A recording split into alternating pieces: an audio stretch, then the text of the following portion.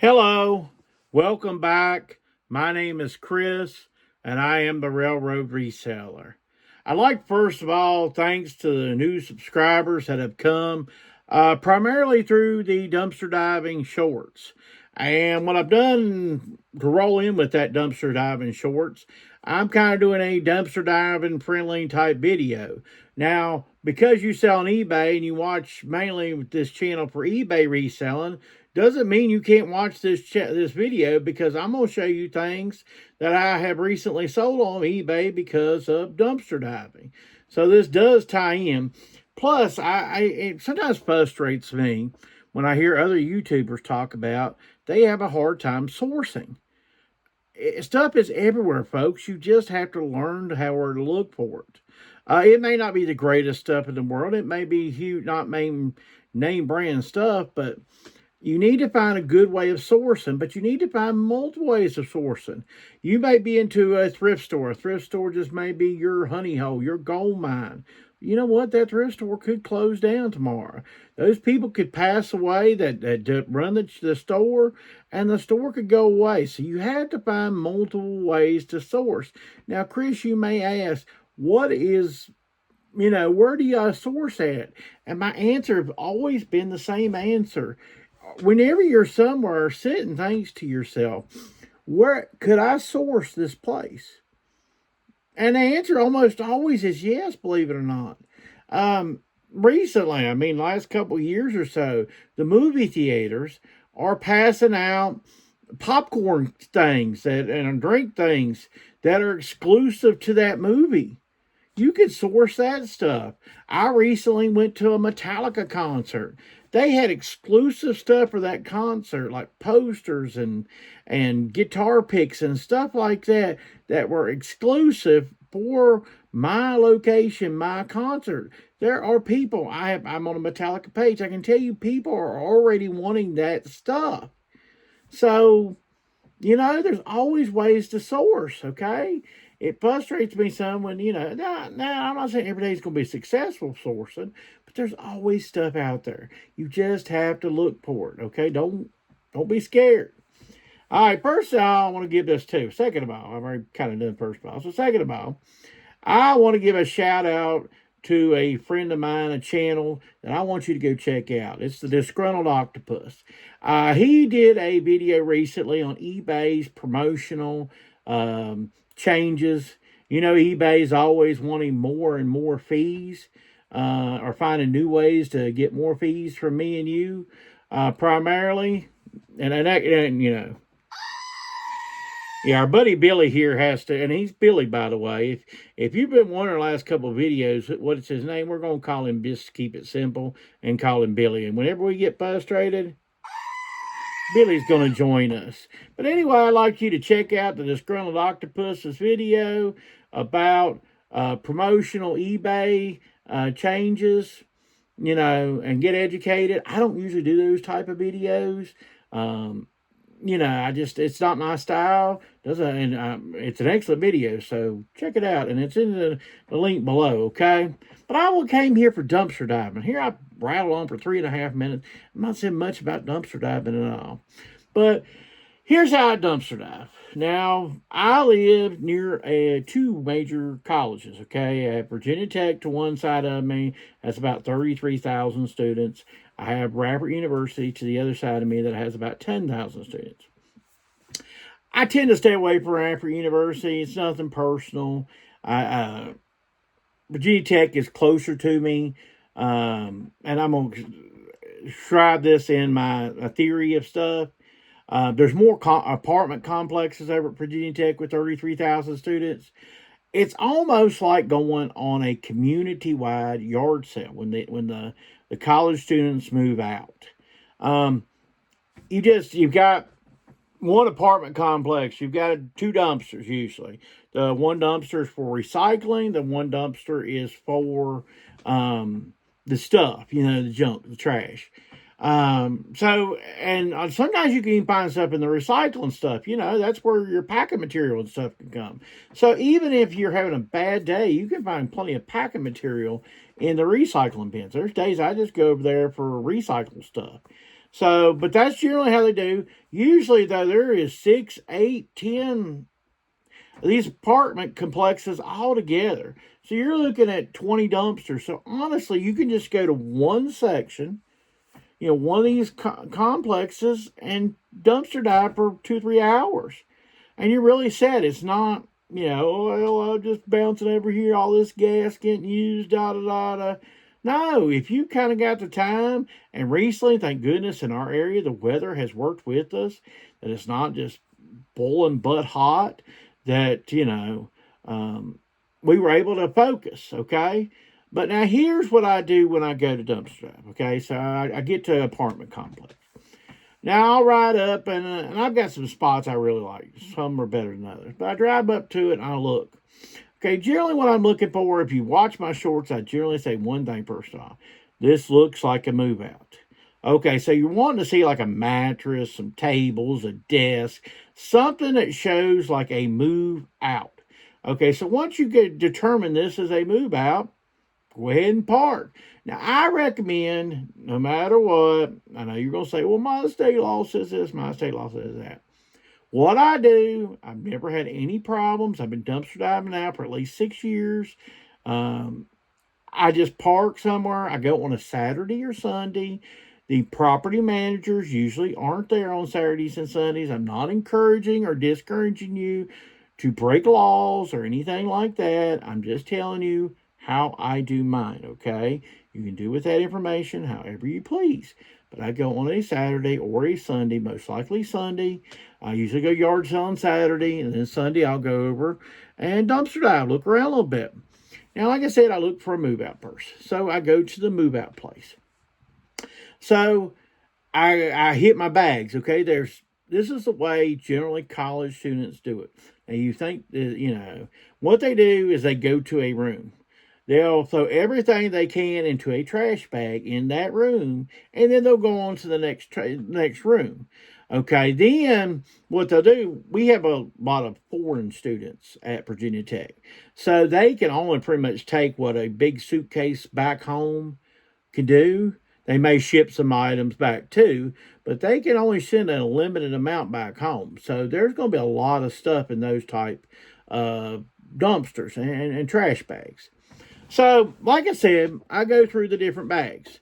Now, as I've showed in one of the clips, one of the shorts, if I find a good pantry bag that's full of a lot of new boxes and new stuff of food, that is for the critters. My mom feeds critters. Daytime critters, nighttime critters. My mother feeds those, so I get a tote or something together, or a big box. I throw all that into that box, and that's for my mom to feed critters.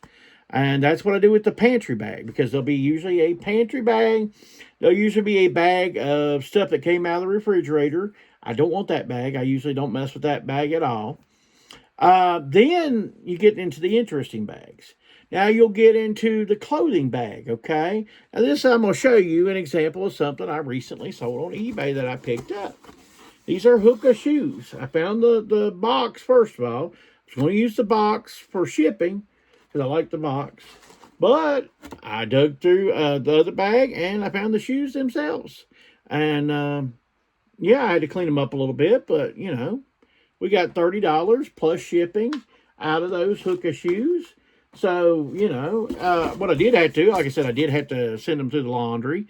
And I did spray a little bit of OxyClean on the shoes to get them clean. And we went from there. So, easily $30 there for, dumpster diving. So, you can turn it into stuff to resell. Also, like I said, the different bags. I'm going back into that, okay? So, you've got a bag, usually it's clothing bag. You may even have a special shoes bag. The shoes aren't going to all be winners, okay? They're going to be some bad shoes in there. Most people do throw their bad shoes in there. So just expect probably 75% of your shoes to be bad shoes, okay? Not shoes you could resell in any way, shape, or form. Then, like I said, there's clothing bag. There's a bathroom bag that, usually has body wash, shampoo, that type of stuff. There'll be a cleaning supplies bag. Now, that's a bag I go through pretty heavy myself. Usually find Clorox spray, shout out, those type of things, and those are hardly ever used. They might add just a couple squirts here, there, and yonder. That's the type of stuff I use to clean up stuff like these shoes. I don't buy that stuff. I don't go to stores and buy that stuff. Okay, I get it free when I dumpster dive. Okay, so I get more than just reselling items out of it, but I get cleaning reselling items out of my dumpster diving. Now we go, like I said, to go through the different bags. My favorite bag of choice is the desk bag, because this stuff generally has the electronics, the cords, that type of stuff in it. Okay. Like I found an iPhone before. It was locked, but I was able to sell the iPhone when they had towed it away. Gosh, I found all kinds of stuff. I found the TI-84 calculators in this bag. I find always the really nice ink pens in this bag. So I always keep a few nice ink pens for me. That's definitely something I find. I find tons of 5-star notebooks. I can tell you that 5-star is one of the biggest used notebooks, but I find so many that I don't keep much of them, even though a lot of times most people haven't used more than 5 or 6 pages out of those 5 stars. I still trash them for the most part, because I would end up with a house full of 5-star notebooks, I can tell you. Also, I tell you something that's in that desk drawer too is textbooks. Textbooks are great, man, especially the strange stuff. You're looking for the classes that are on the, one-offs. We have at Virginia Tech a big equestrian type, thing. They push that big. They have classes. You can become a vet over there. Really, that's one of the highest vet schools there is in the country. But anyway, like I said, it's equestrian. It's to work on horses. Okay, I know I'm not using the proper wordage. I apologize for that. But anyway, when a horse is sick or you need to do hoof something, I'm not a horse expert.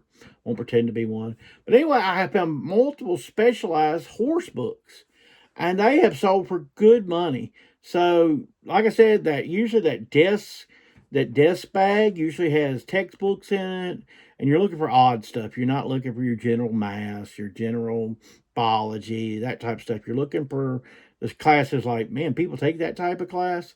Yeah, they have to have it. It's a specialized, because what happens is that person goes into that field. There's a people that goes into that field that might need that as a reference guide, as a reference manual. They're like, oh, I need something to help me with these odd cases, and they're looking for that odd textbook that you have. Now, it may not sell immediately, but you're getting it for free, so what's the harm in that?